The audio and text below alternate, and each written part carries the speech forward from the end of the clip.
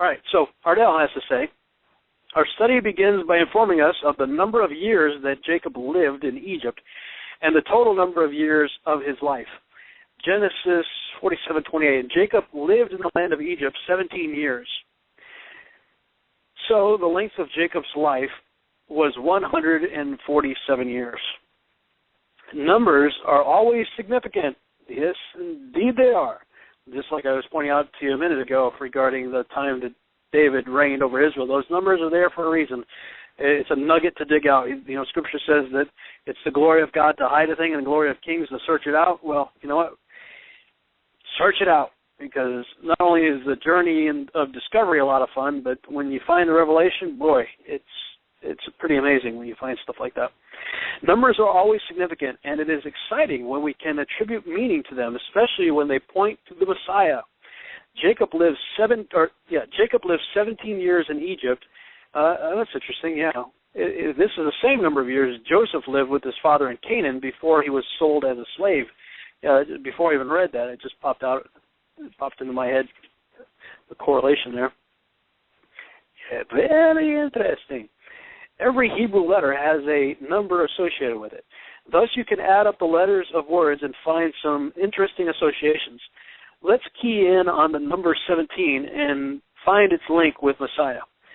Good, or Tov, 2 is that letter there, plus 6 plus 9 equals 17. Those are the numerical values of each of the letters in Hebrew.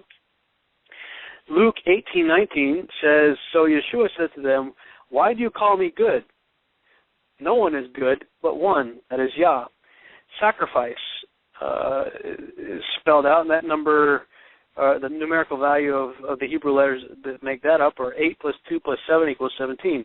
Exodus 12:27, that you shall say, it is the Passover sacrifice of Yahuwah, who passed over the houses of the children of Israel in Egypt when he struck the Egyptians with and delivered our households.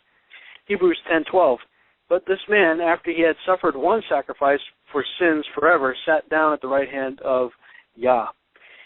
To fish, dig is the Hebrew word. It's the letters that make it up are 3 plus 10 plus 4 equals 17. Jeremiah 16:16, behold, I will send for many fishermen, says Yahuwah, and they shall fish them. John 21:11, Simon Peter went up and dragged the net to land full of large fish, 153. Ooh, what's up with that? 153 fish. I've always wondered about that. In fact, I believe we actually discussed that in one of the studies we did a while back, not knowing what the significance was, and remembered saying, there's something to it. I don't know what it is, but there's something there. Well, and I'm looking at the Luke portion. Does it give us the number in the Luke portion? Let's see. No, but he's fishing, so I'm going to make a note for myself here to add the John portion as well. And that's actually my favorite story, and one of my, if not the favorite story in the whole Bible, is the end of the book of the Gospel of John regarding the fish and the whole conversation. Simon Peter went up and dragged the net to land full of large fish, 153, and although there were so many, the net was not broken. John 21:11 above points out another interesting number. There were 153 fish caught in the nets.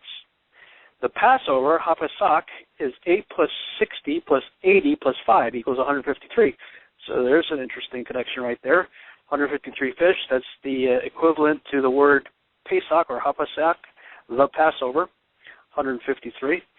Covenant, Berit, is 400 plus 10 plus 200 plus 2 equals 612, which is 4 times 153. I'm not sure where he's going with that, but Jeremiah 31, beginning of verse 33. But this is the covenant that I will make with the house of Israel after those days, says Yahuwah. I will put my Torah in their minds and write it on their hearts, and I will be their Elohim, and they shall be my people. We can conclude that there is indeed a messianic link in the numbers 17 and 153. And here's another math link between the numbers themselves, as 153 is the sum of the integers from 1 to 17. 1 plus 2 plus 3 plus 4 plus 5 plus 6 plus 7 plus 8 plus 9 plus 10 plus 11 plus 12 plus 13 plus 14 plus 15 plus 16 plus 17 equals 153. Now, there's even more. In the JPS Torah Commentary on Genesis, Nahum Sarna points out that the lifespans of the three patriarchs lend themselves to factorization according to the following pattern. Abraham lived to be 175, equals 5 times 5 times 7, or 5 plus 5 plus 7 equals 17. Isaac lived to be 180, 6 times 6 times 5, 6 plus 6 plus 5 equals 17. Jacob lived to be 147, which is 7 times 7 times 3. 7 plus 7 plus 3 equals 17. In the above series, the squared number increases by 1 each time the coefficient decreases by 2. Okay, this is like over my head. Not only that, in each case, the sum of the factors is 17. The patriarchs' lives all point to the Messiah. I'm sure that makes sense to people like David Flynn, but that kind of went over my head. Anyway, still find it fascinating. I guess I can't stop here. Brad Scott does a teaching series on numbers on his website, wildbranch.org/archive with a capital A /lesson95.html. I'll have to say this. I don't agree with everything Brad Scott has to say, because I don't. If I remember correctly, he doesn't believe that the sons of God in Genesis 6 are really angels. But having said that, he has some really great teachings out there that I've seen online. I think it was on YahTube, YAHTube.com. I think it's Yah-Tube. I don't know. And if you just do a Google on YahTube, you'll find it. He's got some really good stuff out there. I would encourage you to read the entire article, but here is part of what he has to say about the number 17. I hope you appreciate his bit of humor at the end. He said, he's quoting Brad Scott here. I do believe that the number 17 does represent victory and resurrection. The time of Messiah's resurrection fell on the 17th of Aviv, in the year he was tried and crucified. It is clear to all that call on the name of Yeshua that his resurrection was victory for all and the beginning of our rest in him. This victory and rest was pictured when the Ark of Noah and his family rested upon Mount Ararat on the 17th day of the 7th month. For you see, in Noah's time, the beginning of the year was Tishri. The commandment for Aviv to be the beginning of the year did not occur until the time of Moses. This meant that in Noah's time, the 7th month from Tishri was Aviv. So the ark actually rested on the 17th of Aviv. We are all, wow, that's way cool. Ooh, I'm going to make a note for this for myself. Very, very cool. You know, you'll remember that, we haven't got there this year yet, but when we get to Exodus, God changes the beginning of the year to be the month the Passover's in. But prior to that, it was the what is now considered the 7th month. That's why, it's interesting because the rabbinics have Rosh Hashanah, the head of the year. They say that the Feast of Trumpets is also the head of the year on sort of the rabbinic calendar. But the biblical calendar, God changed it. But what this guy's saying, and I understand why he's saying that, is because there is a strong belief, I believe, rooted in Scripture, that Adam was created at Tishri 1, Feast of Trumpets. That was his birthday, so to speak. That was the day he came into the world. And yet, that's yet another reason, with all due respect to Pastor Mark Biltz and others who suggest that Yeshua was born during the Feast of Tabernacles. I beg to differ. Revelation chapter 12 gives us a stellar alignment description of the birth of Messiah, Revelation 12, 1 through 4. And the fulfillment of that, you can go on stellarium.org, download the free software, go back to September 11th, 3 BC, look at the moon there, and it's in the new moon phase. It's not a full moon phase, which would be Tabernacles. And so I believe he was born September 11th, which would have been the Feast of Trumpets that particular year. And it just makes sense that the second Adam would be born on the same day as the first Adam was born. during the Feast of Trumpets. So what Brad Scott is recognizing here is that prior to God changing the times, that the beginning of the year would have been in the time of Noah during Tishri. And so the seventh month for Noah then would be Aviv, which means that Noah's Ark apparently rested on the same day as the crucifixion of Christ. Very cool. Salvation pictured in two different ways. Way cool. So pick up where we left off. This meant that in Noah's time, the seventh month from Tishri was Aviv. So the Ark actually rested on the 17th of Aviv. We are also told a detail of one of the most obvious types of Messiah, Joseph, that he was 17 years old when he had the dream concerning the prophecy of the Messiah and the 11 other tribes in Genesis 37, 2 through 14. I believe that it can be shown that the Israelites crossed the Gulf of Aqaba on the 17th of Aviv. The city of Jerusalem appears in the Tehillim, the Psalms, 17 times, and there are 17 things unable to separate us in Romans 8:35 through 39. Jeremiah's 17 prayers ended in Jeremiah 32:9 when buying the field for 17 shekels. There are 17 appearances of angels in the Gospels and the book of Acts. And finally, we must not forget one of Frank Sinatra's greatest hits, When I Was 17, end quote. Okay, that's irrelevant, but the rest of it's pretty cool. Okay, we'll move on. It was extremely important to Jacob/Israel that he not be buried in Egypt. He leaves his request with Joseph in Genesis 47:29. When the time drew near that Israel must die, he called his son Joseph and said to him, "Now, if I have found favor in your sight, put your hand under my thigh and deal kindly and truly with me. Please do not bury me in Egypt." Jacob wanted to make sure that his children never forgot that Egypt was not their home. No matter how much success or suffering they experienced in Egypt, they needed to remember that they were temporary sojourners in a foreign land. To Jacob, Egypt represented the power of assimilation that could potentially swallow up the Israelites. Egypt was a melting pot. Jacob knew that one day Elohim would fulfill his promise to Abraham by giving Israel the land of Canaan. Therefore, Jacob's burial in the Promised Land served as a symbol to his children of his faith in the promises of Yahuwah. Egypt would not claim him as its own. He would return to his Hebrew heritage. Jacob took special interest in the two sons of Joseph who were born in Egypt, Genesis 48:5. And now your two sons, Ephraim and Manasseh, who were born to you in the land of Egypt before I came to you in Egypt, are mine. As Reuben and Simeon, they shall be mine.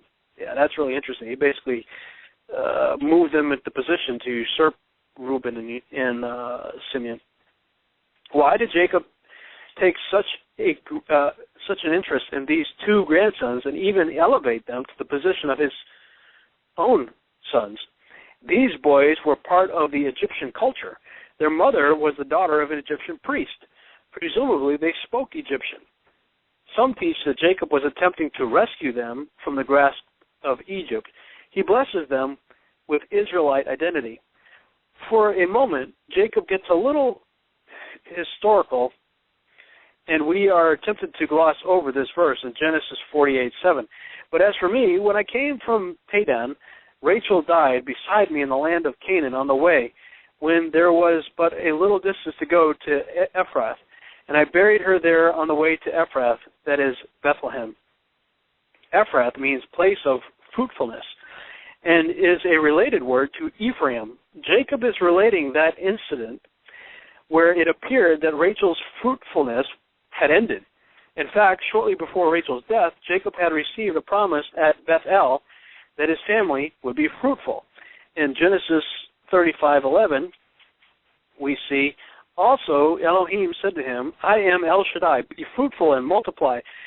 A nation and a company of nations shall proceed from you, and kings shall come from your body. How would that promise be fulfilled when his last wife of childbearing age died? So imagine how Jacob felt when he found out that Joseph had a son whose name meant doubly fruitful, which is what Ephraim's name means. It was as if he and his beloved Rachel were achieving that promise of fruitfulness after all. By dying, her fruitfulness doubled because she made room for his doubly fruitful son. When Jacob adopted Ephraim and Manasseh as his own, they were no longer sons of Egypt, but sons of his beloved wife, Rachel. He would be able to begin raising them as Hebrews. Like these boys, we also have been snatched out of Egypt and adopted into the family in order to be raised as Hebrews by our tender and loving Father. I don't know if Ardelle's going to go this route or not, but it seems like he's angling toward the idea that that's who we get adopted into here, Ephraim. Ephrath, or Bethlehem, is, of course, the location where the Messiah, the ultimate fruitfulness of Jacob, would be born. He also would have to die in order that his fruitfulness might continue by others being adopted into the family of Israel. Galatians 4:4, beginning of verse 4. But when the fullness of the time had come, Yah sent forth his son, born of a woman, born under the Torah, to redeem those who are under the Torah, that we might receive the adoption of sons. And because you are sons, Yah has sent forth the Spirit of his Son into your hearts, crying, Abba, Father. There is a constant drama that occurs between younger and older brothers throughout the book of Genesis. We will see it one more time in the story of the sons of Joseph as he brings his sons in for his father to bless. In Genesis 48:13, or beginning of verse 13, and Joseph took them both, Ephraim with his right hand toward Israel's left hand, and Manasseh with his left hand toward Israel's right hand, and brought them near him. Then Israel stretched out his hand and laid it on Ephraim's head, who was the younger. It's just for his right hand, and laid it on Ephraim's head, who was the younger, and his left hand on Manasseh's head, guiding his hands knowingly, for Manasseh was the firstborn. And he blessed Joseph and said, Elohim, before whom my fathers Abraham and Isaac walked, the Elohim who has fed me all my life long to this day, the angel who has redeemed me from all evil, bless the lads. Let my name be named upon them, in the name of my fathers Abraham and Isaac, and let them grow into a multitude in the midst of the earth. And when Joseph saw that his father laid his right hand on the head of Ephraim, it displeased him. So he took hold of his father's hand to remove it from Ephraim's head to Manasseh's head. And Joseph said to his father, Not so, my father, for this one is the firstborn. Put your right hand on his head. But his father refused and said, I know, my son, I know. He also shall become a people, and he also shall be great. But truly his younger brother shall be greater than he, and his descendants shall become a multitude of nations. So he blessed them that day, saying, By you Israel will bless, saying, May Elohim make you as Ephraim and as Manasseh. And thus he set Ephraim before Manasseh. Joseph tried to make sure that his older son was blessed first. After all, 3 times his father Jacob had been involved with setting the younger before the elder, and each time it had led to calamity. Jacob had one, stole the blessing from his older brother, Esau, resulting in his exile from his home and family for many years. 2, favored the younger Rachel over Leah, resulting in tension between the sisters. And 3, favored the youngest of his children, Joseph and Benjamin, resulting in hostility between the brothers. As a result of his father's favoritism, Joseph had been thrown into a well by his brothers and eventually sold as a slave. Was Joseph afraid that there may be another negative consequence in Jacob's choosing Ephraim over Manasseh? Did Jacob know something that Joseph did not? According to Rabbi Jonathan Sachs, Jacob knew 2 things that caused him to choose Ephraim over Manasseh. First, he knew his family's stay in Egypt would be an extended stay. Before leaving Canaan to see Joseph, Elohim had appeared to Jacob in a vision in Genesis 46:3. So he said, I am Elohim, the Elohim of your father. Do not go down to Egypt, for I will make of you a great nation there.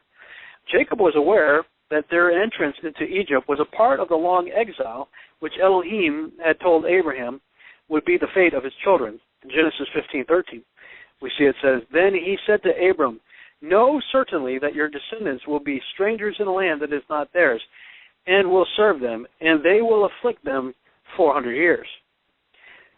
The second thing Jacob knew was based on something about the names of his grandsons, Ephraim and Manasseh. To understand this, we will have to go back to Joseph's circumstances surrounding the naming of his children. When Joseph finally emerged from prison to become the governor of Egypt, he married and had 2 sons. We see in Genesis 41, beginning in verse 50.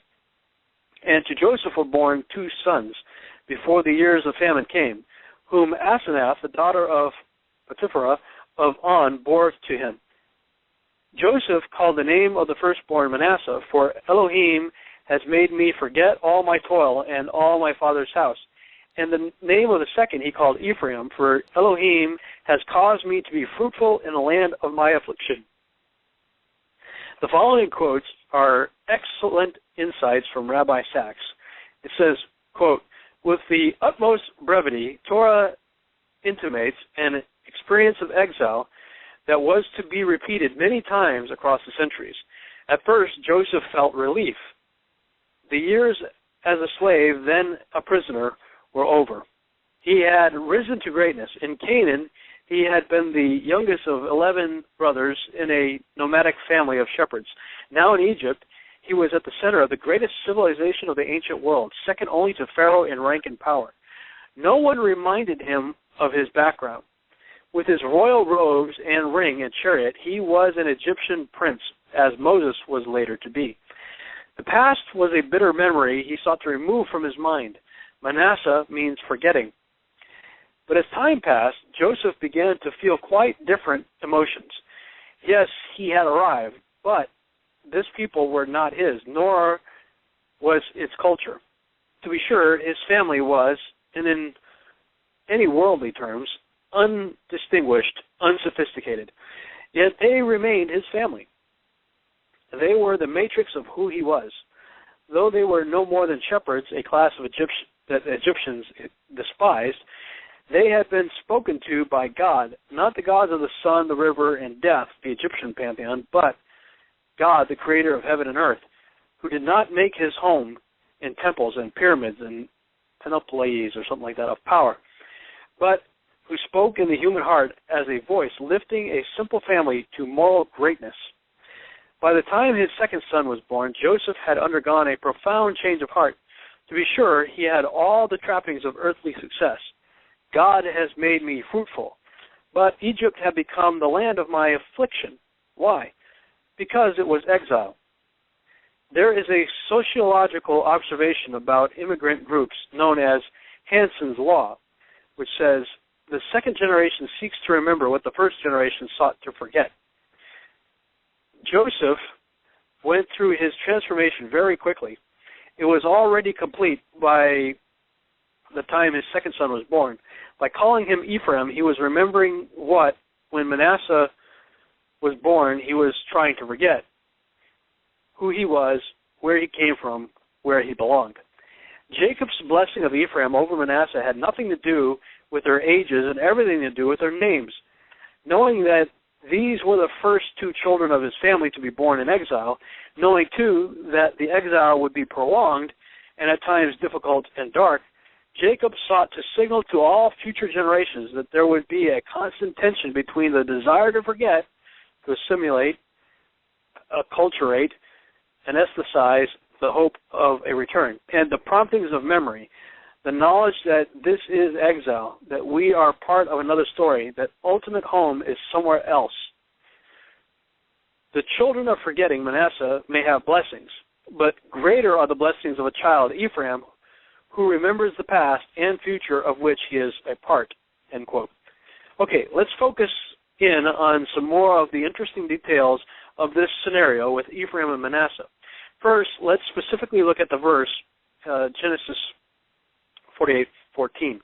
When Israel stretched out his right hand and laid it on Ephraim's head, who was the younger, and his left hand on Manasseh's head, guiding his hands knowingly, for Manasseh was the firstborn. The right hand represents the Messiah, who we know is at the right hand of the Heavenly Father. Today, the Messiah's hand is on Ephraim, though he is still in Egypt, dispersed among the nations, so to speak. That right hand seeks to bring Ephraim back. When Jacob crossed his hands, he formed an X or a T, which is the letter Tav in the archaic Hebrew alphabet. The letter symbolizes sign or covenant. Yeshua said he was the Aleph and the Tav. Remember, Yeshua spoke Hebrew. Revelation 22:13. I am the Aleph and the Tav, the beginning and the end, the first and the last. Therefore, these boys were sealed with the sign of the completed work of the Messiah. It is because of Messiah, Yeshua, that the children who are born in the Gentile world can be adopted into and blessed by Israel. You get that, guys? This is like seriously important stuff for us to understand here. I'm going to read that again because it's still sinking into my head as well. The right hand represents the Messiah, who we know is at the right hand of the Heavenly Father. Today, the Messiah's hand is on Ephraim, though he is still in Egypt, dispersed among the nations. That right hand seeks to bring Ephraim back. Remember what Yeshua said? He says, I am come for who? The lost sheep of Israel. Who are the lost sheep of Israel? He's saying that to the Jews. They weren't lost. They were there. The lost sheep of Israel were the 10 northern tribes that were dispersed. Okay? Often referred to as Ephraim, as a matter of fact. Israel and Ephraim, whereas the other was referred to Judah, or the Jews.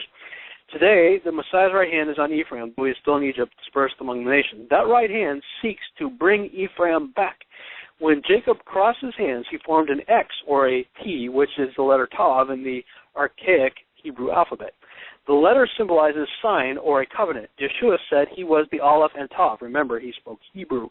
Revelation 22:13. I am the Aleph and the Tav, the beginning and the end, the first and the last. Therefore, these boys were sealed with the sign of the completed work of the Messiah. It is because of Messiah Yeshua that children who are born in the Gentile world can be adopted into and blessed by Israel. This is so important for us to understand. This is why I absolutely despise dispensation theology, because it contradicts so much of the Bible, and it causes us to miss stuff like this. When you cause this segregation, this separation of the Jews over here, and basically pretty much all of the Bible over here, and then this new thing called the church that we've decided to make up.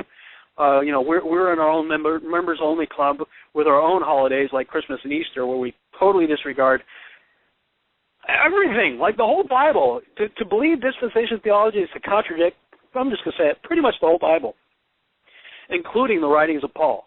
I love Paul, by the way. I think Paul, now that I understand Paul, I love the guy. I think he's awesome.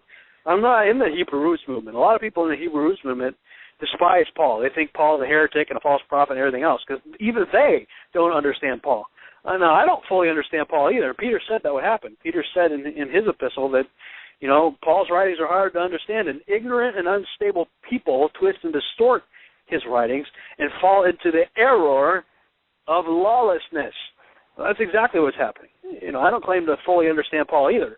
There's places where Paul seems to contradict himself, but I know there are no contradictions in the Scripture, so what that tells me is I've got to dig deeper. I've got to go into figuring it out to reconcile what I think is a contradiction. Because Paul, he was a Torah-observant guy. He taught on the Sabbath. He kept the Sabbath. He kept the feasts. He says, we shouldn't sin. What then? Should we sin so grace can abound? No, God forbid. Well, the only way you can't sin, because 1 John chapter 3 tells us that sin is transgression of the law, so if you don't want to sin, you got to obey the law. So, go ahead and read Paul. And while you're doing it, read Romans 6:1 and Romans 6:15 while you're at it. Anyway, Glenn McWilliams, and he's got a long link here, michaelroodministries.com/Torah/PDF, all in caps, PDF caps, /2000, I think that's _ Vayechi, V-A, capital V, and the rest lowercase, AYECHI.PDF, does an excellent job in his commentary on Vayechi in explaining, that's just the Hebrew name for this week's study, in explaining the prophetic implications of the blessing over Ephraim and Manasseh, don't miss the additional reference to 153. I will quote from McWilliams' commentary, making slight additions in the Hebrew and adding emphasis. Okay, it starts this quote here. Let us now look at this unique blessing in Genesis 48:16. The angel who has redeemed me from all evil, bless the lads. Let my name be named upon them, and the name of my fathers Abraham and Isaac, and let them grow into a multitude in the midst of the earth. Here we see that Israel prays that his name, Israel, and the names of his fathers, Abraham and Isaac, would be named upon them. In other words, Israel is asking that when people see Ephraim and Manasseh, and by implication their descendants, that they would indeed recognize them as belonging to the heritage of Abraham, Isaac, and Israel. There is also a somewhat hidden reference to the future of the descendants of Ephraim. Here we should remember that much to the disappointment of Joseph, Israel crossed his hands, placing his right hand upon Ephraim, the younger son, and the left hand upon Manasseh. Thus Ephraim becomes the dominant one. The Hebrew word translated as grow in this blessing is the Hebrew word yidgu, I guess. I'm not sure if I'm pronouncing that right. From the root word dag, which means fish. Interesting. It should seem strange that Israel should ask Yahuwah to cause Ephraim to multiply like fish upon the earth. And of course, it's not lost on me that we are to be fishers of men, right? Interesting. And that in Greek, the Ixus, as we call it, Jesus Christ, God's Son, the Savior, the first letter of each of those words in Greek is an acronym that spells out the word fish, and that's why the fish symbol has been adopted by Christianity, because it's an acronym. This is especially strange since fish do not multiply upon the earth, but in the seas. But here Israel is making an allusion to another spiritual reality. Just as the house of Ephraim or the house of Israel would be scattered to the four corners of the earth, there are also numerous prophecies concerning the gathering of the house of Israel, not the least of which is found in Jeremiah, where Yahuwah declares in Jeremiah 16, beginning of verse 15, "But Yahuwah lives, who brought up the children of Israel from the land of the north and from all the lands where he had driven them, for I will bring them back. I will bring them back," not the Rothschilds, not the United Nations, not the Zionists.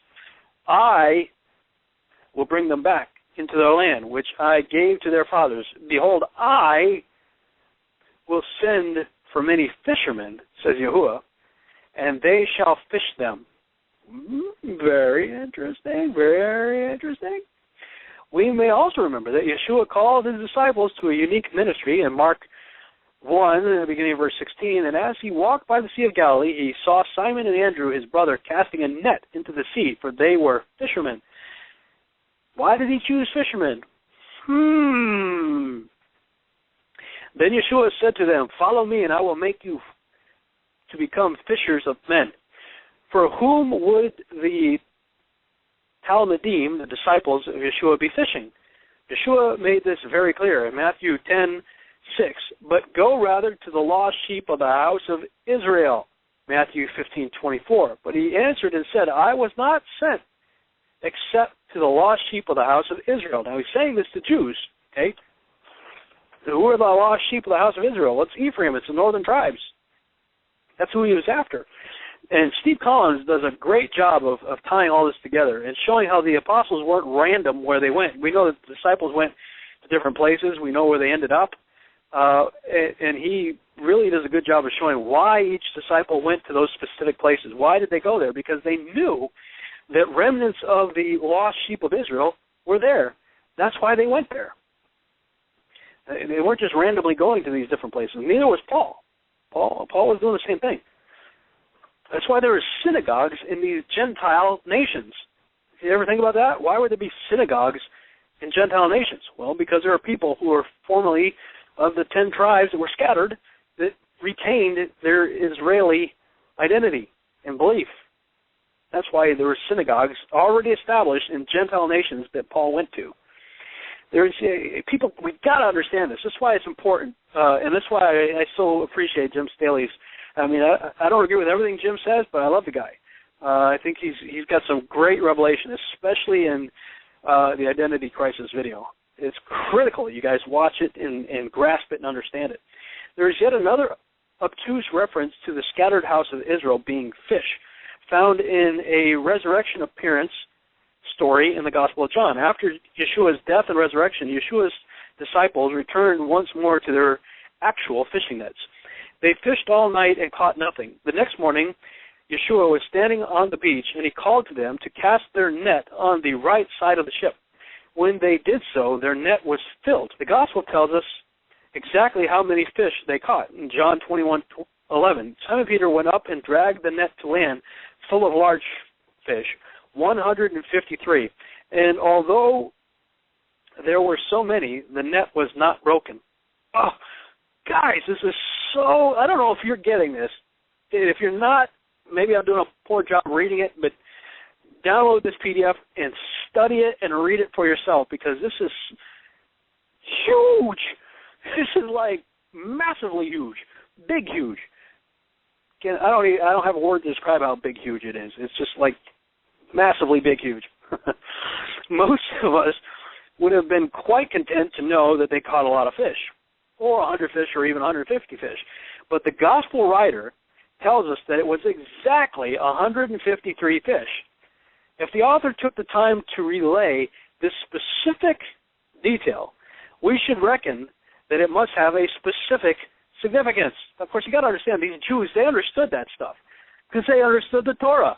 They weren't New Testament Bible-believing Christians like everybody goes around saying today. I'll tell you what, New Testament Bible-believing Christian, I was one of them. I used to be that. I used to say that.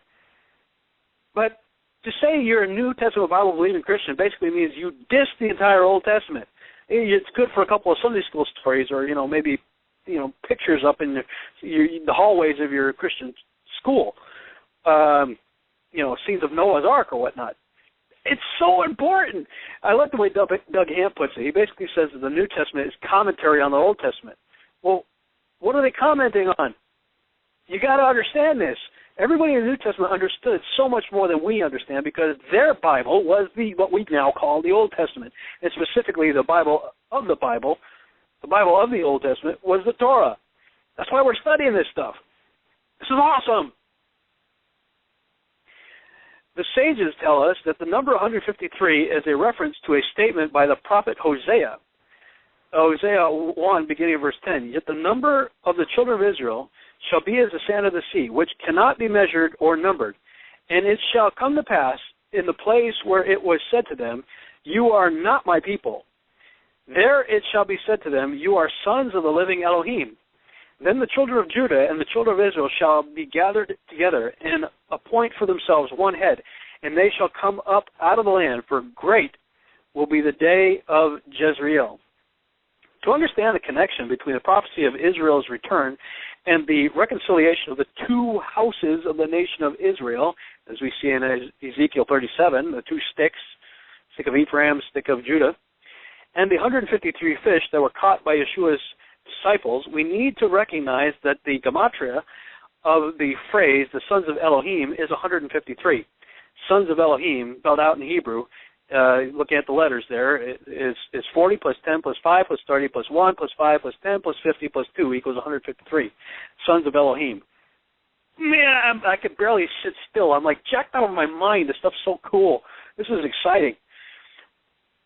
My addition to McWilliams' commentary, this is Ardelle saying here, John 1:12, but as many as received him, to them he gave the right to become sons of Elohim, to those who believe in his name. Sons of Elohim adds up to 153. Quote continues, thus the number of fish in the net was to serve as a confirmation and a reminder of the mission Yeshua gave the disciples to go out among the nations and gather the lost sheep of the house of Israel. While this gematria may seem somewhat arbitrary to some, I assure you, there is yet further confirmation of this reality. Joseph objected to Israel crossing his hands so that Ephraim, the younger son, would receive the blessing of the right hand. Assuming that Israel did not realize that Joseph had placed the children in the proper order for blessing, he tried to correct his father. But Israel assured him that he was doing what Yahuwah had ordained. Israel responded to Joseph's plea for Manasseh, saying in Genesis 48:19, but his father refused and said, I know, my son, I know. He also shall become a people, and he also shall be great. But truly his younger brother shall be greater than he, and his descendants shall become a multitude of nations. Here we see that Israel blesses Ephraim to become a multitude of nations. The Hebrew uses the word goyim, or Gentiles. Thus, we see not a blessing, but a prophecy that Ephraim, the house of Israel, will become a multitude of Gentiles. This is interesting that in the Septuagint, the Greek translation of the Hebrew Scriptures, this passage is rendered as plethos ethnav.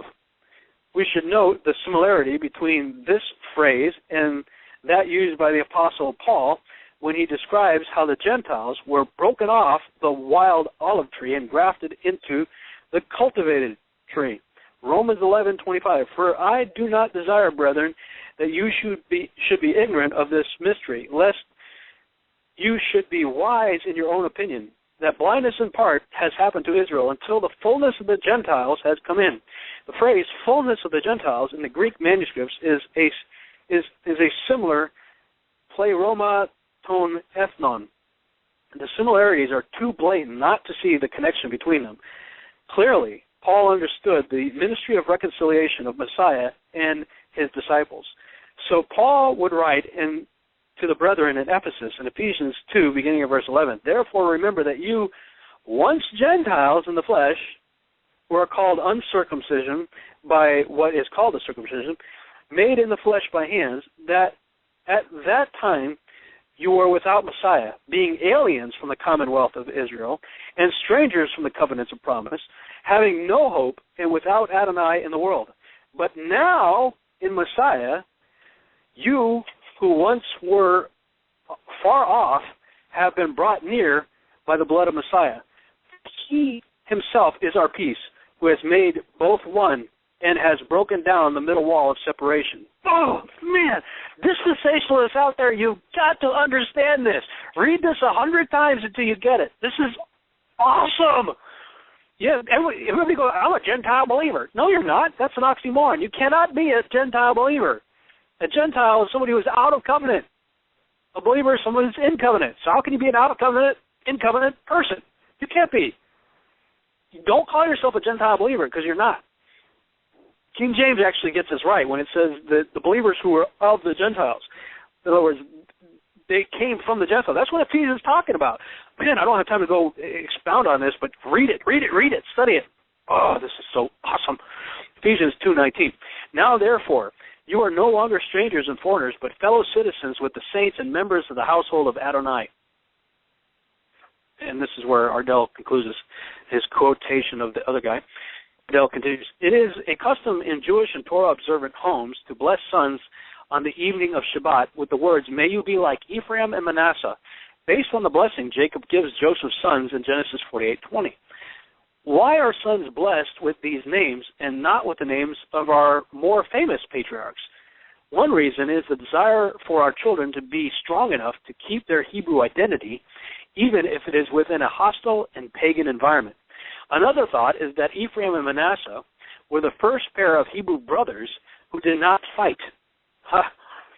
They broke the pattern of contention found between Isaac and Ishmael, Jacob and Esau, as well as Joseph and his brothers. Nothing pleases our Father more than peace among the brothers. In Psalm 133:1, a song of ascents of David. Behold, how good and how pleasant it is for brothers to dwell together in unity. Now, I'd like to take a leap to the end of our study where we find something interesting. In Genesis 50, verse 25, then Joseph took an oath from the children of Israel, saying, Elohim will surely visit you, and you shall carry my bones from here. We find this verse alluded to in Hebrews 11, the chapter known as the Hall of Faith, with all the extraordinary events that occurred in Joseph's life. It is amazing that Joseph is recognized for, in Hebrews 11:22, by faith Joseph, when he was dying, made mention of the departure of the children of Israel and gave instructions concerning his bones. Let's journey through the scriptures following the bone trail. Genesis 2:23, and Adam said, "This is now bone of my bones and flesh of my flesh. She shall be called woman because she was taken out of man." Eve was the bride of Adam, having been taken from his very bones. She was the very essence of the bridegroom. As a couple, they would unite and again become one, akkad, flesh. Let's see where else we find bones. In Exodus 12:46, in one house it shall be eaten. You shall not carry any of the flesh outside the house, nor shall you break one of its bones. It's talking about the Passover lamb here. Like the Passover lamb, Yeshua also would not endure any broken bones. His body is a picture of the oneness of the bridegroom and his bride. At the time of the Exodus, we are told that Moses sees to it that the bones of Joseph will be taken along to the promised land in Exodus 13:19. And Moses took the bones of Joseph with him, for he had placed the children of Israel under solemn oath, saying, Adonai will surely visit you, and you shall carry up my bones from here with you. After the Israelites are settled into the promised land, we read the sad story of an adventurous concubine. You can read the story yourself in Judges 19. But upon her death, her husband cuts her body into 12 bones and sent each tribe one of her bones, in Judges 19:29. And when he had come into his house, he took a knife and laid hold on his concubine and divided her, together with her bones, into 12 pieces, and sent her into all the coasts of Israel. The story is so gruesome, but let's see if we can attach some Hebraic understanding to it.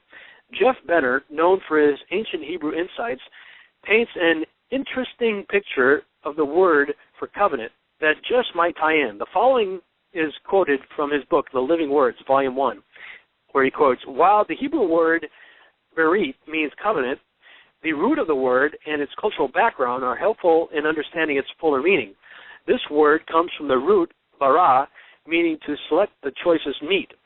The word berit is literally the choicest, fattest animal that is slaughtered for the covenant ceremony. In Genesis 31:44, now therefore come, let us make a covenant, berit, you and I, and let it be a witness between you and me. The phrase make a covenant is found 13 times in the Hebrew Bible, where the word make is the Hebrew word karat, meaning to cut. Literally, the phrase make a covenant means cut the choice pieces of meat. When a covenant is made, the fattened animal is cut into 2 pieces and laid out on the ground. Each party of the covenant then passes through the pieces. This symbolic act signifies to both parties that if one of the parties fails to meet the agreement, then the other has the right to do to the other what they did to the animal. See Jeremiah 34:18-20. Countless times over the years following the institution of this covenant, Israel failed to abide by the covenant agreement. Just as the animal of the sacrifice was cut in 2 pieces, Israel was also cut in 2 for their unfaithfulness to the covenant by being cut into 2 nations, Israel and Judah. Wow! Woo-hoo! I don't know if you guys are getting it, but I'm having epiphany after epiphany here. Oh, I got to keep going. Could we perhaps add to this that as a result of Israel's unfaithfulness, they were also cut into 12 bones like the unfaithful concubine? Is this another picture of the scattering of the tribes? Yeshua physically took on the unfaithfulness of the tribes when he hung on the tree. The Hebrew word for out of joint also means divided or disconnected. It's Psalm 22:14. I am poured out like water. All of my bones are out of joint. Because of Yeshua's sacrifice, we are able to put the out-of-joint bones back together and become one akkad with him once again. We can become bone of his bone in the same way that Eve became one with Adam. This was the goal of Messiah when he said he had come for his scattered pieces, the lost sheep of the house of Israel. Ephesians 5:30. For we are members of his body, of his flesh, and of his bones. 1 Corinthians 12:2. For as his body is one and has many members, but all the members of that one body, being many, are one body, so also is Messiah. Now let's finish with this exciting picture of the bones coming together. Yes, he brings in Ezekiel. Woo-hoo! Ezekiel 37, beginning of verse 1. The hand of Yahuwah came upon me and brought me out in the spirit of Yahuwah and set me down in the midst of the valley. Root word indicates something split. and it was full of bones.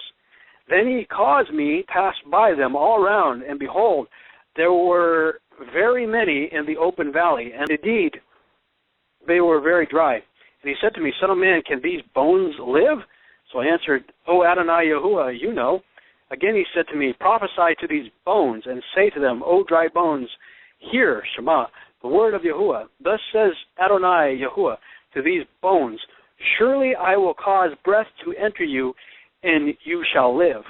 Notice in verse 4, the bones are told to hear, Shema, the word of Yahuwah. To Shema is not only to hear, but to obey. Once this occurs, the bones can begin to be knitted together in community. Do you understand why we have to do this? Do you understand why it's so important to obey God and not argue about whether or not we should obey God? We should obey God. We should Shema. We should hear. We should obey. Ezekiel 37, beginning of verse 8, indeed, as I looked, the snooze and the flesh came upon them, and the skin covered over them, but there was no breath in them. Also, he said to me, prophesy to the breath, prophesy, son of man, and say to the breath, thus says Adonai Yahuwah, come from the four winds, O breath, and breathe. That's breath, ruach, spirit, breath, and breathe on these slain that they may live. So I prophesied, and he commanded me. Breath came into them, and they lived and stood upon their feet, an exceedingly great army. Then he said to me, Son of man, these bones are the whole house of Israel. They indeed say, our bones are dry, our hope is lost, and we ourselves are cut off. Therefore prophesy and say to them, thus says Adonai Yahuwah, behold, O my people, I will open your graves and cause you to come up from your graves and bring you into the land of Israel. Then you shall know that I am Yahuwah, when I have opened your graves, O my people, and brought you up from your graves. I will put my spirit, ruach, breath, in you, and you shall live, and I will place you in your land. I will, not the Rothschilds, not the United Nations, not the Zionists. Then you shall know that I, Yahuwah, have spoken it and performed it, says Yahuwah. Verse 11 tells us that these bones are the whole house of Israel. Like Joseph, these bones have been taken to the land of Israel. This is a promise for Israel, friends. Now just one more thing. Guess what the root for bones is? It's, I'm not sure how you pronounce that, but anyway, in Hebrew, the word for tree. If you continue on reading in Ezekiel 37, you will come to the very familiar two-stick prophecy detailing the restoration of the house of Judah and the house of Ephraim. And guess what the Hebrew word for stick is? Same word in Hebrew, the word for tree. So now, what do you think it was that Joseph understood about bones that gained him entrance into the faith chapter of Hebrews?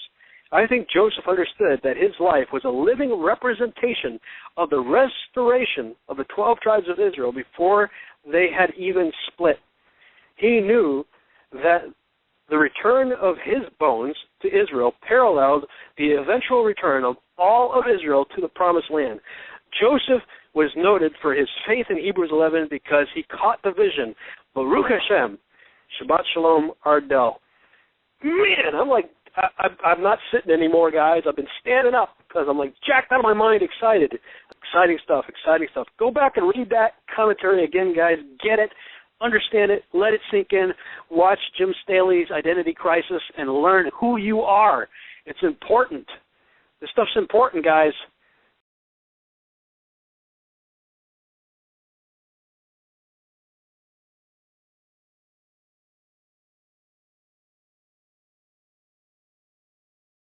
We already looked at Hosea 1:2, where he says, okay, Israel is like a prostitute, but then he says in Jeremiah chapter 3, verse 8, that he's divorcing her because of it, right?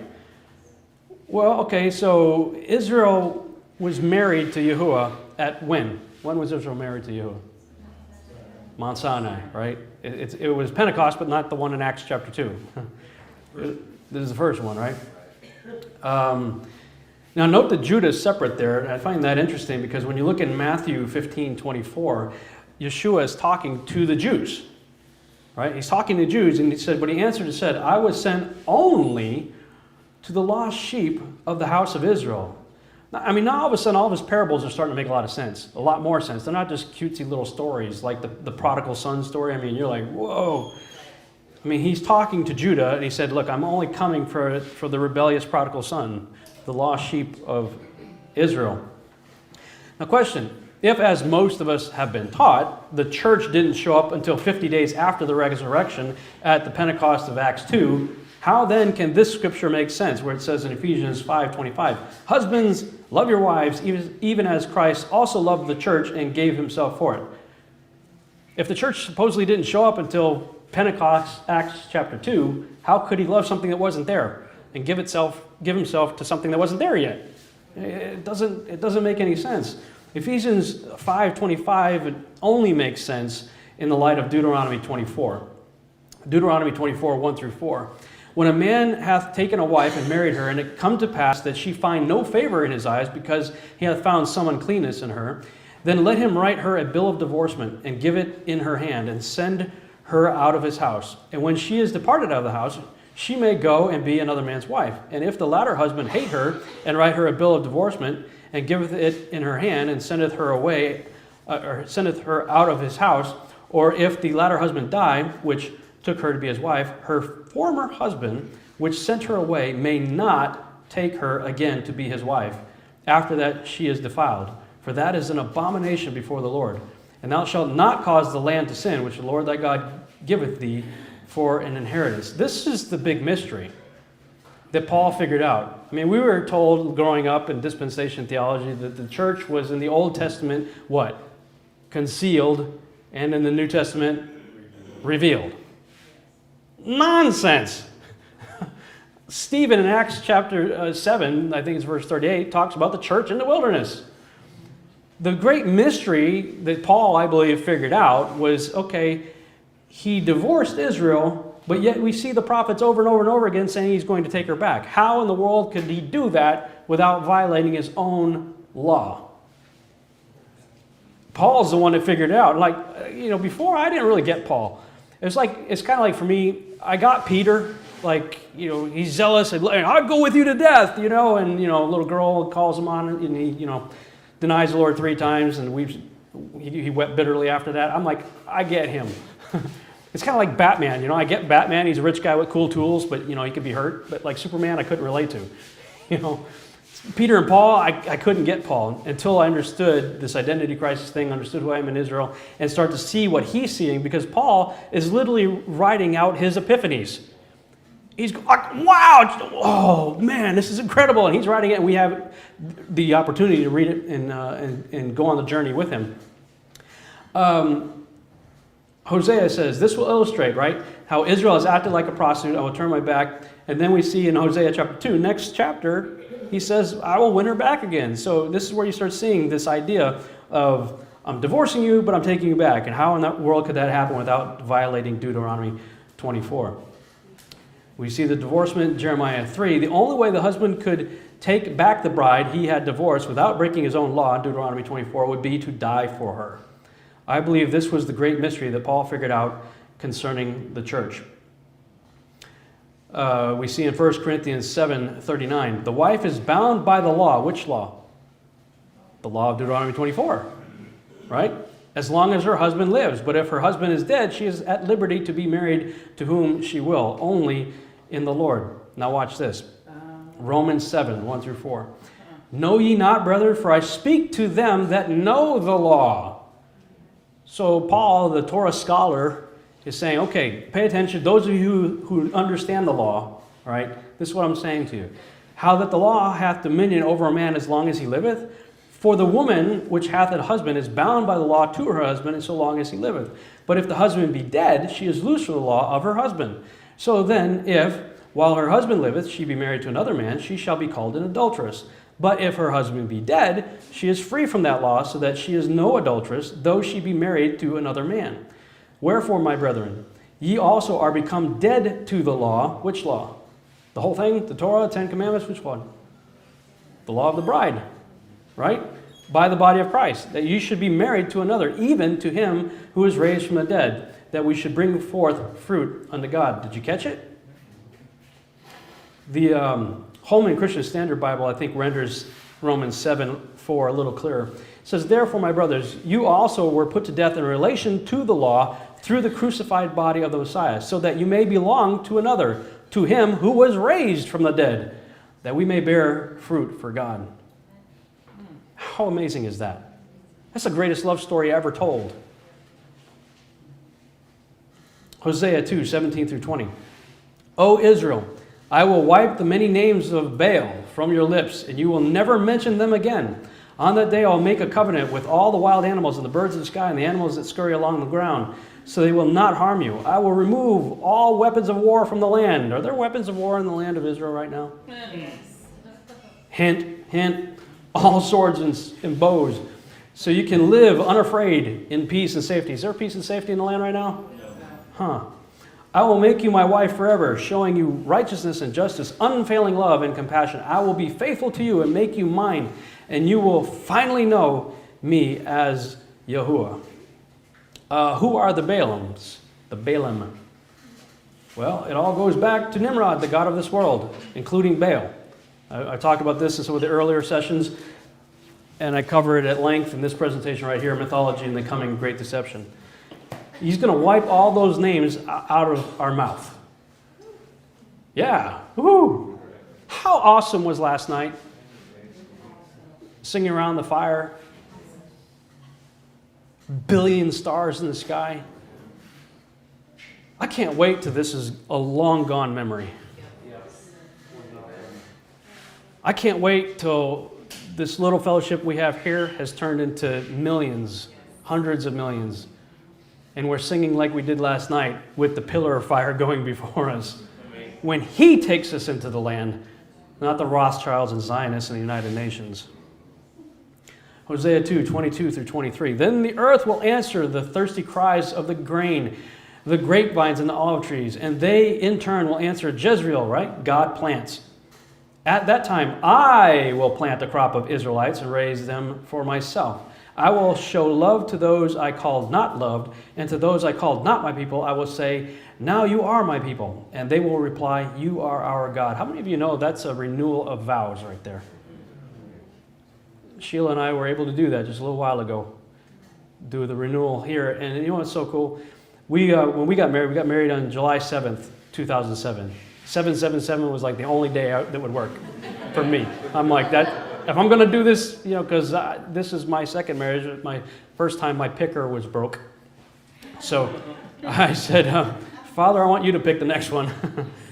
And since he did, I'm like, that's the day, that's got to be the day, 777. So we just, of course, celebrated our 7th anniversary. But now here we are 3 months from July. 3 is a good number, huh? Going into our 8th year. 8's a good number too, isn't it? Renewal. New beginnings. New beginnings in Torah. Thank you guys for doing that, by the way. That was awesome. That's marriage language here. And that's what Paul's talking about in Romans 11. For I would not, brethren, that ye should be ignorant of this mystery. What mystery is he talking about? The great mystery. He had figured it out, lest you should be wise in your own conceits, that blindness in part has happened to Israel until the fullness of the Gentiles be come in. And so all Israel shall be saved, as it is written, there shall come out of Sion the deliverer, and shall turn away ungodliness from Jacob. For this is my covenant unto them, when I shall take away their sins. I wrote a Facebook note a while back called Pick a Stick, because you only got 2 choices. Pick a stick. God has one people, one bride, and one plan, which has never changed. John Darby is the one who invented the bogus doctrine of dispensationalism, creating division where there never was before. What's ironic, though, is that most dispensationalists will look at what I'm talking about here and accuse me of replacement theology. Have you heard that when you're trying to talk about what you're doing and they're like, well, that's replacement theology? I'm like, no. If this is what you believe, that's replacement theology. 4,000 years, Israel, Israel, Israel, Israel, cross, boom, church. That's replacement. Yeah. You're the one that believes in replacement. Adoption and grafting is not replacing. It's adjoining. Yeah. When I married Sheila, she had a 13-year-old son. I didn't want him to have a different name and be apart from our family. I wanted him to have my name. So I gave him my name, which means now he, as my adopted son, is heir to anything I have to offer him. To whatever degree he wants to, he can participate in my family's traditions. You know, he has a new identity and he wears my name on the back of his baseball shirt. He didn't replace me. He got grafted into my family. He was not a Skiba, now he is a Skiba. You know, I mean, through that alone, I get what's going on with Israel. You know, that's replacement theology right there. When Joseph saw that his father laid his right hand on Ephraim's head, it displeased him, and he grasped his father's hand and removed it from Ephraim's head to Manasseh's head. Joseph said to his father, "Not so, my father, for this one is the firstborn. Place your right hand on his head." But his father refused and said, "I know, my son, I know.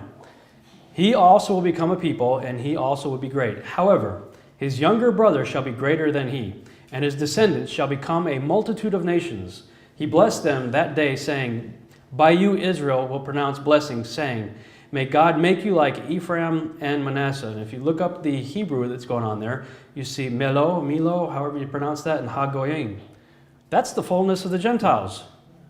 Right there. What I find incredibly ironic is that John Nelson Darby actually got that. He created his own Bible because King James wasn't good enough for him, I guess. So he created the Darby translation. And he talks about that it will become the fullness of the nations. He talks about the fullness of the nations, the fullness of the Gentiles in his own translation right there, but then later refutes it in his doctrine. It's like, what? Hosea 2:22 through 23. Then the earth will answer the thirsty cries of the grain and the grapevines and the olive trees, and they in turn will answer Jezreel, God plants. At that time I will plant a crop of Israelites and raise them for myself. I will show love to them I called not my people, and to those I called not my people I will say, now you are my people. That's what Paul is writing about in Romans chapter 9, 23 through 25. He does this to make the riches of his glory shine ever brighter on those to whom he shows mercy, who were prepared in advance for glory. And we are among those whom he selected, both from the Jews and from the Gentiles. And then he pauses right there. He says, now concerning the Gentiles, God says in the prophecy of Hosea, those who were not my people, I will now call my people. I will show those whom I did not love. I will love those whom I did not love before. When I read Hosea chapter 4 in preparation for this presentation, it was one of those moments where I just started crying again. Because you read Hosea 4, then the Lord said to me, go and love your wife again. He's talking to the prophet who had married a prostitute, right? Even though she commits adultery with another lover. This will illustrate that the Lord still loves Israel. The reason why this... I'm getting choked up again. The reason why this impacted me so much is because my previous marriage was broken up because of adultery. My wife had cheated with somebody else. And, Proverbs talks about, woe to the man when the husband finds out because, he's going to go off on him. I was claiming all the Proverbs and stuff, wanting to go off on this guy. And, of course, Yeshua is saying, I got to love my enemies and pray for my enemies and all that. So I'm like, And have anybody, you don't have to answer if you don't want to, but has anybody else experienced infidelity in marriage? Short of crucifixion or a terminal disease, I couldn't think of anything more painful. Because when two come together and become one, that flesh has been rent and to your core. And it's not just your own life, it's like everybody around you because the whole family's split up and everything's jacked up and it's like this, you drop a boulder in a, calm lake and its ripple effects just go out. And, for the longest time, there was so much anger and there's so much bitterness.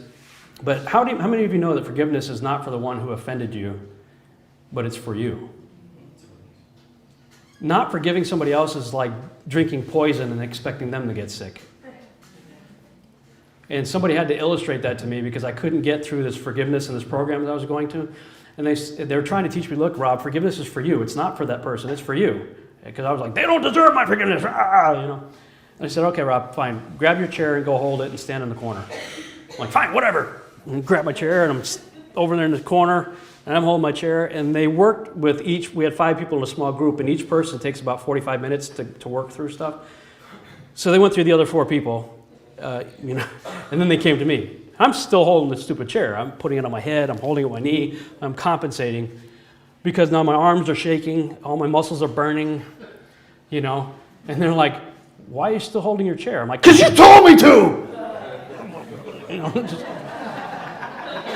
And then the dude's like, do your muscles hurt? I'm like, yeah. Are they stinging? And they're shaking. I'm like, yeah. He says, well, what do you think all that unforgiveness is doing in your heart?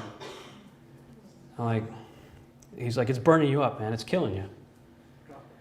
Drop the chair, yeah. I said, yeah, man, I get it, but I still can't go there. Well, I eventually got there to the point where I understood what they were trying to tell me. But the way it happened was I had flown down from Massachusetts to Texas to attend that seminar, went back to Massachusetts, and there was a break between parts 1 and part 2. It was a 3-weekend deal. And they said, you're going to experience speed bumps along the way, a chance to practice your tools, right? So I was at a fair, 140,000 people at this fair, and I walk in the subway to buy a sandwich, and I walk out, and then boom, right into, it was my ex-wife. And it blows up into this huge fight right there in the middle of the fairground, right? And all I could think of in the middle of that fight was that stupid chair. So I said, look, stop, just stop. I grabbed her hand and I swallowed every pride I had and everything, and I just said, look, I forgive you.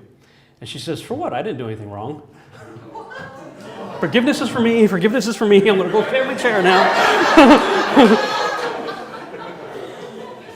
That's when it proved to me that it's not for the other person. Because how many of you know the people that hurt you, they're off doing their own thing. They've long forgotten about it. They don't care. You not forgiving people, if come on up here for a second. How much do you weigh? 215. Okay. If David is the guy that offended me, right, and I don't forgive him, it's like I start my day off by taking a shower, getting dressed and everything, and then I strap David on me, and I'm going to go for I'm going to go for a walk with David on my back, right? How far am I going to get carrying 200 pounds? Thank you. He's like, I don't want to say how much I weigh. Sorry, brother. It's a feast of Sukkot, man. But some of us have several people strapped to our backs. You got to let it go. I know how hard it was for me to forgive those that hurt me. I remember. I'm never going to forget it, how hard it was. How hard was it for Yeshua to forgive you, to forgive us? Right?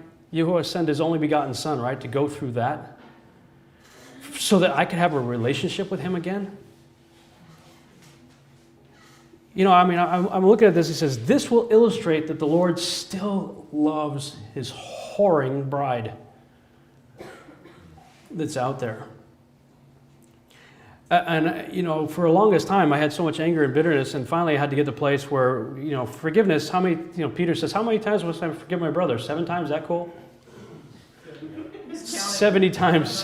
He's counting. Well, I did it 7 times. 70 times 70. I don't think the rule is 490 times. I think it's as many times as it takes. It may be 490 times an hour. But you do it until you have peace. Peace is the byproduct of forgiveness. It's the result of forgiveness. And you've arrived when you can talk. I can joke about the situation. I don't get all angry. It's a page in my history. But all the anger, the bitterness, the pain is gone. You've reached forgiveness when you have that peace. When you read through the prophets, you see that God doesn't have that peace yet. He wants that peace. He wants that forgiveness. He wants to bring his bride back, but he's hurt. All through the prophets you see that. Until he finally sends his son to go through what he goes through. And Yeshua, obedient even unto death, went through. Have you seen the Passion of the Christ? I think Mel came close to depicting what it was really like. It was so bad that when he got on the cross, it was a relief. She said it was so bad that when he got on the cross, it was a relief. That's how bad he needed forgiveness with us. When I heard the rule that forgiveness is not for the one who offends, but for the one who is offended, and when I understood it for myself, man, that caused me a whole paradigm shift in my brain, because in our relationship with God, who is the offender and who is the offended? What are we? We're the offender. Well, if the rule is that forgiveness is for the offended, who's the offended in our relationship with God? He is. But we're all taught we got to beg and grovel for forgiveness, right? And I do believe we need to ask for forgiveness, but that's called reconciliation. Isaiah 43:25 became my new favorite verse, because when I thought about that, because I grew up in a legalistic environment but it was not like Torah legalism. It was like your hair is too long, your hair is touching your collar, your shorts, need to be so high above your knees, and you're sitting too close to a girl, and you're listening to rock music. Got to burn your albums. We're having an album burning ceremony tonight. And you're listening to Christian rock. That's even worse. That's the kind of legalism that I grew up with. So I literally woke up every morning begging God for forgiveness for everything I did yesterday so I could get through today without getting whacked. That was my belief system. Until I started to understand grace, because I believe that you can't have one without the other. Law without grace is tyranny. Grace without law is anarchy. They have to go together. Right? Well, when I understood that forgiveness is for him because he needed peace, the gerbil jumped off the wheel. I don't get it, because it was running real hard to try to figure that one out. Until I turned to Isaiah 43:25, where God is speaking. He says, I alone am the one who forgives your sins for my own sake, and I will never again remember them. Wow. All of a sudden, the most important word in John 3:16 for me became the word so. For God so loved the world that he sent his only begotten Son. Because he needed forgiveness that bad and wanted reconciliation that bad. Now, think about this. If you've forgiven the people that have hurt you in your life and you have that peace, and then one day they knock on the door or they call you up and in sincerity, crying and weeping because they finally understood how much pain they caused you, they contact you and said, I'm sorry, will you forgive me? Well, you've already done it. How much sweeter would that peace that you already have be when reconciliation is sought? Right? That's what I think is going on. I think he got that peace with me 2,000 years ago. But then when I acknowledged it and asked for it, I'm calling him up saying, wow, God, thank you for loving a sinner like me. Fill me with your Holy Spirit and help me to walk in it so that I don't continue to hurt you. Right? Hosea is an amazing book. When I was going through some of the worst parts of the divorce and everything, God was putting homeless people in front of me everywhere I went. Like I was seeing them, and I was unemployed. I was, going through bankruptcy, and it was a rough. I came to Texas, broke, homeless, divorced, bankrupt, and living in a Dodge Stratus with everything I owned in it, ready to put a bullet in my head in 2003. That's where I was. But prior to that, ending up in that situation, I was seeing homeless people all over the place, and I finally got a job, finally got some money in my pocket, and God was telling me to give it away every time I saw somebody. And I was headed to the post office to run an errand, and I saw this guy standing there, and I just got my first paycheck in forever, and God said, give it to him. I'm like, hey. I said, all right, Father, well, I don't want to just enable somebody, so if this guy's legitimate and really needs it, let him still be there when I come out of the post office. If he's just a peddler looking for drugs or whatever, wants money for drugs, have him walk off. So I did my thing. I came out. He's still there. I saw him. I said, why don't you come in? It was a hot day. Come sit with me in the car. I was in a van. He sat in the van with me. And I said, what's your story? And he started to tell me his story. And as he told me his story, it was my story. He was telling me, I'm like, and I start crying. He's like, what's the matter? I said, well, you're where I'm about to be.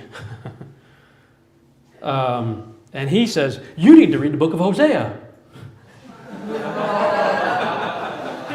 I'm thinking, what? That's like Habakkuk. I mean, like, who reads those, right? That's why I was at that, because we were New Testament Bible believing Christians, Hosea. And this guy preaches to me for half an hour. And I'm like, wow, man. So we're both crying, we're both praying. And I gave him the money and sent him on his way. And then I was sitting in the van just weeping again. And then I look out and he's not there. I'm thinking, oh boy, did I just entertain an angel unaware here? What's going on? Turns out about 2 years later, he calls me. He wasn't an angel. He turned out to start a homeless ministry and was doing a whole thing. And he called me 2 years later to tell me that the seed that I sowed had what it had done. And I have to believe that when God does stuff like that, you're sowing seed for something, that you reap what you sow. When he was putting homeless people in front of me that whole season, it was because I was about to become homeless. And then when I was homeless, people did for me what I had done for the people before that. But he had me digging into Hosea to understand, how God feels. And I was too wrapped up in my own pain at that time to really see what was going on. But then, Kevin, when you went through the book of Hosea, man, it was like all coming back. Everything from 2002 and 2003. And I'm looking at that and just sitting in my office the day before coming here. It's so powerful. Even though the people have turned to their gods and love to worship them. He says, this will prove that the Lord still loves Israel, even though they're still doing that. So I bought her back for 15 pieces of silver and 5 bushels of barley and a measure of wine. Then I said to her, you must live in my house for many days and stop your prostitution. During this time, you will not have sexual relations with anyone, not even with me. This shows that Israel will go a long time without a king or prince and without sacrifices, sacred pillars, priests, or even idols. But afterward, the people will return and devote themselves to the Lord their God and to David's descendant, their king. In the last days, they will tremble in awe of the Lord and his goodness. How many of you think we're in the last days? I'm in awe of his goodness. And that I even have any understanding of any of this right now. I don't know how much time we have left. I think we have about 19 more years. Sandy Bruce thinks we have 2 or 3 more years. I don't know how much more time we have. But I was lost, man, even though I thought I was a Christian. And that scripture where Jesus says, there will be many will come to me in that day and say, Lord, did we do this? Did we do that? And he says, depart from me. I never knew you. He says, depart from me, you workers of iniquity, lawlessness. Growing up a Baptist, we didn't, in the church that I was in, didn't believe in the gifts of the Spirit, that they had passed away with the apostles, cessation, another bogus doctrine. I don't know. I don't know where I was going with that. What was I saying before that? Workers of iniquity. Oh, yeah. Thank you. Growing up a Baptist, they always said that's the Pentecostals he's talking about right there. Because see, didn't we do miracles? Didn't we do all these things in your name? Well, Baptists, we don't do the miracle stuff. We just read the book. So see, they think Lord, Lord, didn't we do this? Didn't we do miracles in your name? Well, they're going to, because they were wrong, because tongues and healing and prophecy and all that's of the devil now, apparently. How screwed up is that? No, it says, these people thought that they knew who he was, and he says, that's another marriage term. That's intimacy. So-and-so knew his wife, This is the love of God, that we keep his commandments. His commandments are not burdensome. 5th grade reading level English. So if we're not doing that, are we really loving him? I don't think so. I'm trembling in awe of the Lord's goodness. As I was going through this, I thought, when I'm preparing this presentation for those who are not on this page yet, they're calling this the Hebrew Roots movement. And they're always trying to, at least for me anyway, they're trying to put me in a box. When I started keeping Shabbat, oh, you must be a Seventh-day Adventist now. No, I'm not. When you start doing the feasts and trying to obey God and stuff like that, the horror. I actually suggest it might be a good idea that we obey God and people go psycho on you on Facebook. And so, well, you must be in the Hebrew Roots movement. And, at first I thought that was kind of cool. That's interesting. But then the official movement became known by certain personalities out there who I think have gone completely off the rocker. And many of them are rejecting Yeshua as their Messiah. They're wanting to tear Paul out of the New Testament, think that Paul's a heretic. They're wanting to reinstate polygamy, all kinds of wackiness. And I don't want anything to do with that. But I do believe the foundation of our faith, our roots, if you will, are Hebrew, and I know you do as well, so I'm preaching to the choir here. But in an effort to try to explain this, I'm putting this presentation together for that reason. Judah went into captivity and served 70 years, 1 year for each of the Sabbath years. They did not give the land rest in Babylon. We understand that, right? But they learned their lesson, repented, and were thus brought back into the land and remained there until their disobedience got them booted out again in 70 AD. But Ephraim's a different story, right? And Chad back there cued me onto some things that got me thinking. There's no evidence that Ephraim ever repented. Ephraim's sentence was 390 years, according to Ezekiel 4. We had a discussion about this in our home group, looking at Ezekiel 4. Where the prophet is told, "Thou also, son of man, take thee a tile and lay it before thee, and portray upon it the city, even Jerusalem, and lay siege against it, and build a fort against it, and cast a mount against it, set the camp also against it, and set battering rams against it round about. Moreover, take thou unto thee an iron pan, and set it for a wall of iron between thee and the city, and set thy face against it, and it shall be besieged, and thou shalt lay siege against it. This shall be a sign to the house of Israel.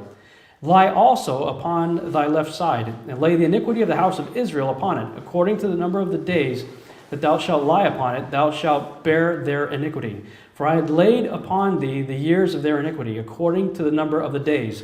390 days, so shalt thou bear the iniquity of the house of Israel." Now we understand that Israel, Ephraim is the northern kingdom, right? The 10 tribes. And Judah being the southern tribes there.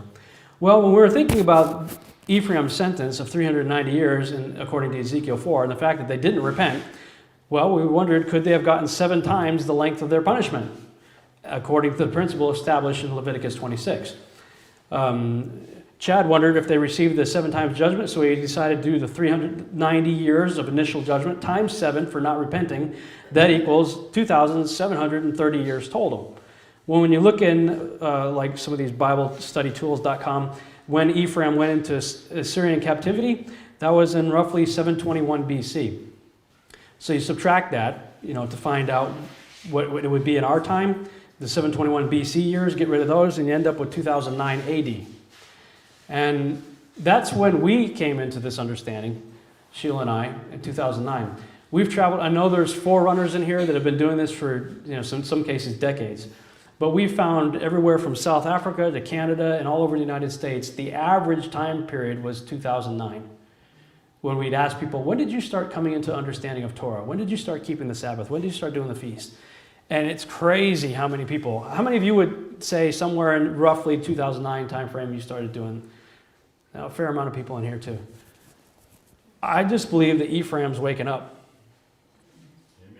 Ephraim has finally come out of the curse, the bondage, the captivity that Ephraim's been in. And I'm sure you guys feel the same way. I can't get enough of this stuff now.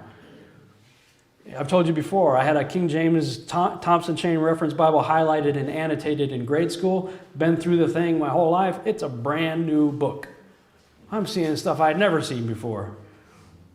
Because I believe Ephraim's waking up. And if that's true, there's not a whole lot of time left at this point, because the fullness of the Gentiles are coming in.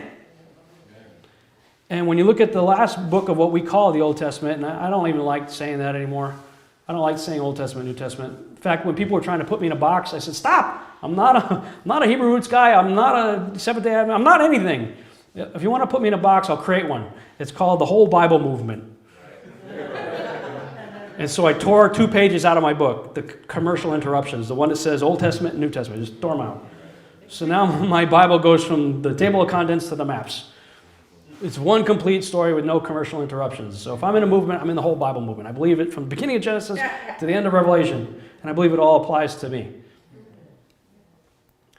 And when you look at Malachi, it's like, for behold, the day cometh that shall burn as an oven, and all the proud, yea, and all that do wickedly shall be stubble. And the day that cometh shall burn them up, saith the Lord of hosts, that it shall leave them neither root nor branch. But unto you that fear my name, not title, shall the Son of Righteousness arise with healing in his wings, and he shall go forth and grow up as calves in the stall. He shall tread down the wicked, for they shall be ashes under the soles of your feet in the day that I shall do this, saith the Lord of hosts. Remember ye the law of Moses my servant, which I command unto him in Horeb for all of Israel, with the statutes and judgments. You know what's funny about the modern church today? They say the law is done away with, but they're all about tithe, aren't they? They'll go to Malachi. You've robbed God, Malachi. I'm like, well, if you like Malachi so much, let's look at this chapter right here. Because he talks about, and I think it's chapter 3, that he actually writes a book of remembrance for those who rejoice in his name. You know, I understand the Lord and words like God and the Lord and stuff like that. And I'm not hung up on whether it's Jehovah, Yahuwah, whatever, Yahweh. It's Yod He Vav He. We're saying his name, not his title. And we're talking about, we're fellowshipping, and we're having a great time. We're singing around campfires. And he's saying he's writing a family album book of that. We're going to get to check out someday. A book of remembrance. I want to be in that book. That's exciting. And he says in this last day's context here, remember the law of Moses, my servant. And he says, behold, I will send you Elijah the prophet before the coming of the great and dreadful day of the Lord. Why Elijah? He never died, apparently. Well, that's not so much what I'm thinking about. I mean, I think he's coming back to do what he did the first time. This dude came out practically out of nowhere, drew a line in the sand, and you said, like Sandy Bruce was talking about mixture, God hates mixture. He said, you can't be mixing Baal worship with the true worship of the one true God of Abraham, Isaac, and Jacob. Choose now who you're going to serve. Here's the line, pick one side of it. Well, it's been said many times before, but he had a pretty cool showdown. I mean, going on there, some good special effects right there. But he's coming back to do that again. And I don't know that Elijah's physically walking around somewhere at this time, but I feel like his spirit has gone out and is calling people to remember ye the law of Moses, seeing it more and more. And you shall turn the heart of the fathers to the children and the heart of the children to their fathers, lest I come and smite the earth with a curse. And again, I point back to the pick a stick. The word of the Lord came again unto me, saying, moreover, thou son of man, take thee one stick and write upon it for Judah and for the children of Israel, his companions. Then take another stick and write upon it for Joseph, the stick of Ephraim, and for all the house of Israel, his companions. And join them one to another into one stick, and they shall become one in thine hand. And when the children of thy people shall speak unto thee, saying, what wilt thou not show us what thou meanest by these? Say unto them, thus saith the Lord God, behold, I will take the stick of Joseph, which is in the hand of Ephraim, and the tribes of Israel his fellows, and will put them with him, even with the stick of Judah, and make them one stick, and they shall be one in mine hand. And the sticks whereon thou writest shall be in thine hand before their eyes. And say unto them, thus saith the Lord God, behold, I will take the children of Israel from among the nations, whither they be gone, and I will gather them on every side, and will bring them into their own land. And I will make them one nation in the land upon the mountains of Israel, and one king shall be king to them all. And they shall be no more two nations, neither shall they be divided into two kingdoms any more at all. That's the Israel that I'm looking for. And there's only two sticks. There's not a third twig over there that says the church. It's Ephraim and Judah, right? And this brings us to a section that's really aimed at those who don't understand that yet, truth or tradition. How many of you know who George Barna is? Barna does the Barna surveys. He does these surveys to see, kind of check the temperature of Christianity. He wrote in his book, Pagan Christianity, he said, if you spend time searching God's word for most of the common practices in conventional churches, you will rarely find them. If you go further and spend time tracing the history of these practices, you will soon discover that most of our religious habits are man-made choices. In fact, you're likely to discern a pattern about the way we, quote-unquote, do church these days. If we do it, it's probably not in the Bible as one of the practices of the early church. Let that sink in. Does it surprise you that most of what we do in religious circles has no precedent in Scripture. This includes many of the activities within church services, the education, the ordination of clergy, the routines commonly used in youth ministry, the methods of raising funds for ministry, the ways in which music is used in churches, even the presence and nature of church buildings, new perspectives and practices that churches have held on to for many years. I know you guys know this already, but most of the holidays that the church is practicing are what I call beast feasts. They're Nimrod holidays: Christmas, birthday of the sun god, Saturnalia; Lent, weeping for Tammuz; Easter, Ishtar bursting forth from an egg day; Valentine's Day, the festival of Lupercus; Halloween, Day of the Dead Spirits, right? Thanksgiving, dedicated to the goddess of harvest, Ceres. Now that one, I think in the United States, if our history is to believe, may not be so tied to that, but in other cultures it may be. Sunday worship, of course, we know Constantine changed the Sabbath to Sunday. To learn more about that, these are some of the books that really impacted me. Too Long in the Sun by Richard Reeves. Also, Time is the Ally of Deceit by Richard Reeves. These are really good books to hand to people who don't get this yet. Pagan Christian Connection Exposed by Michael Rood. And of course, Dr. Russ Houck's book, Epidemic, Examining the Infected Roots of Judaism and Christianity. Now, I do not believe that what we're talking about with regard to these beast feasts are a salvation issue, but I do believe it's a love issue. And now, in retrospect, looking at it, it may be a salvation issue because John says if you say you're in him, but you're not keeping the commandments, the truth is not in you. So you'd almost have to wonder if they were really saved to begin with, or redeemed, as Sandy would say. Nehemiah 1:5, and said I, beseech thee, O Lord, God of heaven, and the great and terrible God that keepeth covenant and mercy for them that love him and observe his commandments. Daniel 9:4, and I prayed unto the Lord my God, and made my confession, and said, O Lord, the great and dreadful God, keeping the covenant and mercy to them that love him, and to them that keep his commandments. How many of you know these things are conditional? So it says he keeps covenant and mercy, apparently only to those that love him and keep his commandments. What does that do to people who don't keep his commandments? That's kind of scary. Yeah, right? If you love me, keep my commandments.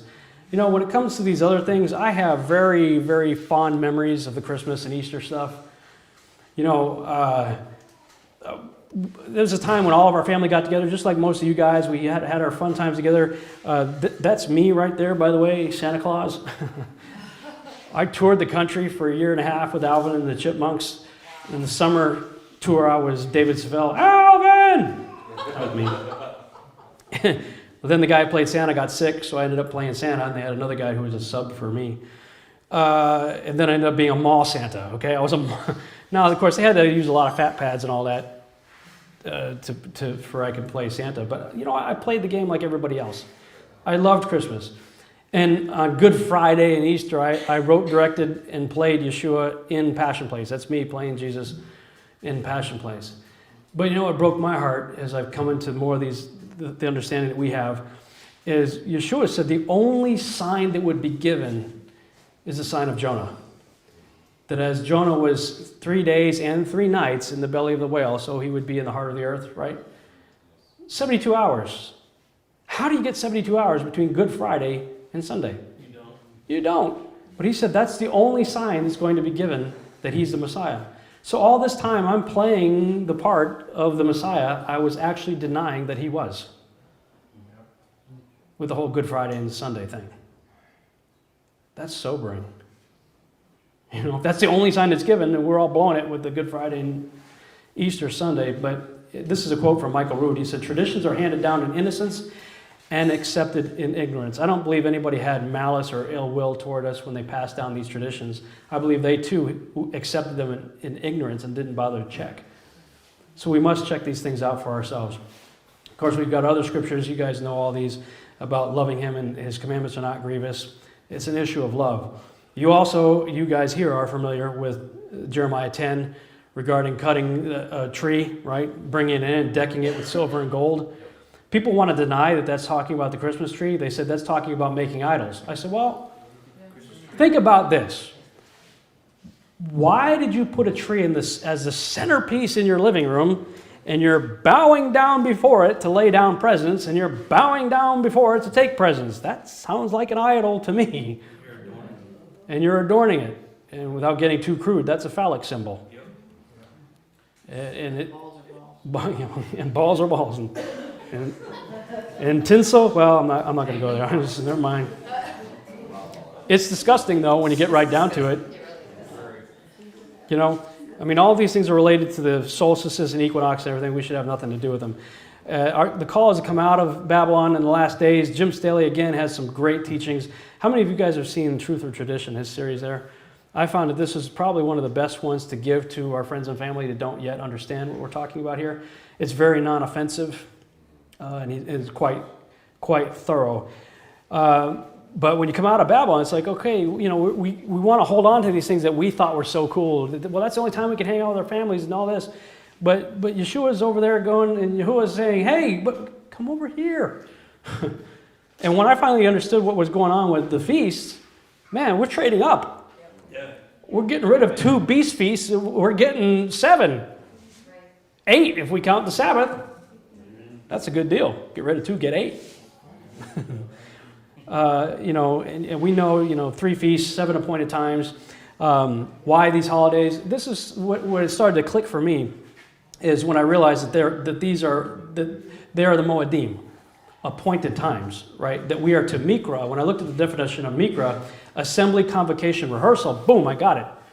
Being a guy in theater most of my life, I understand how rehearsals work, especially when I write and direct and produce plays. Is I would have rehearsal, and then I would tell all the actors to stay home. Stay home, I got to work with the tech crew. I got to work with the lighting crew, the sound crew, the set crew, make sure the foggers are working, make sure the sets are put in place and the props and all that stuff. And once I'm satisfied that we have the tech done and got it down, then I call a dress rehearsal. And that's as if it's the main event. We just don't have an audience. There's no do-overs, we just got to go. And then there's the main event. And we went up to a Passover celebration with Norm Franz, up to his deal up in Colorado a couple years ago. And, you know, Ephraim's been out of the loop for 2,730 years. It's, you know, we're not going to get it all right away. We've got a lot of catching up to do, don't we? So while people are still arguing about is it crescent, is it conjunction, is it even the moon at all, and blah, blah, blah, how do we do these things, I believe we're in tech phase. We're in tech rehearsal. And this is a divine script. Yahuwah is the author, right? Yeshua is the main character. He knows his lines perfectly and he hits his mark every time. He's got a good track record. When you look at what he did with the spring feast, boom, boom, boom, boom, boom, Holy Spirit on Pentecost. The ones that are left, I think he's going to hit right on the mark. And in some of the conversations we've been having around campfires, I really believe that the purpose of the 2 witnesses is to get us all in sync. I believe they're going to have the 2 trumpets of, Numbers 10, I think, the silver trumpets. And right now we're all doing this. You know, some of the groups, even here, some of you guys are leaving tomorrow, some of the other groups are leaving a little later, you know, but we're all together, right? Even though we're kind of doing this, I think the 2 witnesses are going to, they're going to get us all in sync in 42 months. And then it's going to be the main event after that. And, you know, we have a choice. You know, come out of Egypt as a new creation, we go into the garden, right? If we disobey, we get booted out of the garden and we end up in Babylon.